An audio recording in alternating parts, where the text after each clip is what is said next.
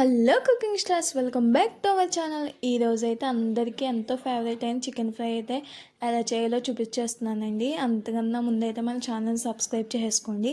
ముందుగా అయితే నేను ఇక్కడ 1/2 కిలో చికెన్ తీసుకున్నాను. దాంట్లో ఉప్పు, కారం, పసుపు యాడ్ చేసుకొని మిక్స్ చేసుకోవాలండి. ఆయిల్ కూడా బాగా మిక్స్ చేసుకున్న తర్వాత ఒక బాండీ పెట్టుకోండి.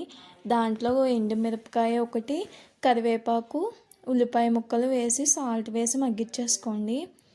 అవి కొంచెం బాగా ఫ్రై అవ్వాలండి. ఫ్రై అయిన తర్వాత అల్లం వెల్లుల్లి ఎక్కువ యాడ్ చేసుకోండి. అల్లం వెల్లుల్లి అయితే పచ్చివాసన పోయేంత వరకు ఫ్రై చేయండి. తర్వాత మనం ముందుగా కలిపి పెట్టుకున్న చికెన్ అయితే యాడ్ చేసుకోండి.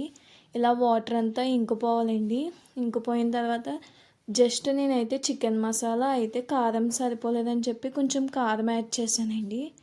బాగా ఫ్రై అయిన తర్వాత కొంచెం పచ్చిమిరపకాయలు యాడ్ చేసుకోండి. అంతేనండి, మన చికెన్ అయితే ఫ్రై అయితే రెడీ అయిపోయింది. కొత్తిమీరతో